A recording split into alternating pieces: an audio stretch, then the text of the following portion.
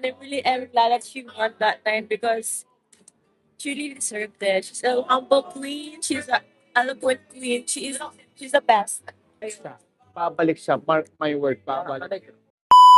Hi, Kirsten! Kumusta ka? Congratulations, our Miss Photogenic, Miss Patera. Good afternoon po. Hello po Kumusta ka na? guys. Grabe, super, super overwhelmed pa din po sa lahat na nangyari. It's been past 3 months and I'm still here. I'm still grateful for all of the things that have been happening, of course.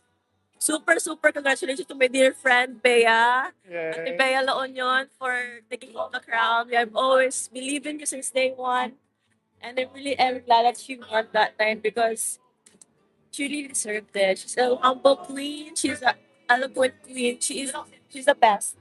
And alam mo, I'm so happy also for you na ikaw yung Miss Photogenic kagabi. Congratulations ha. So much po, sir. Oh my gosh. Ang hirap, grabe. ang hirap rin ng edition na doon kasi ang lalakas niyo lahat. Ang lalakas nila. We'll see. What's next for you? We'll see. Malay mo, di ba, mag-comeback tayo after, 3 to 4 years. Why not? Why not? We will support you pa rin. But right now, I'll focus on the studies ko, of course, with my brother, my kuya. Guys, thank you all for your support. I love you all and have a blessed day and God bless you all. Thank you, Kirsten. Congratulations, Ben. Congratulations. True. Ganda. 0, 3-0. Hindi siya zero. Di yung 0, guys. At least may 1 award Babalik tayo. siya. Babalik siya. Mark my word, babalik. Abangan nyo guys. Pero ngayon, low-key muna tayo. Yes, fine.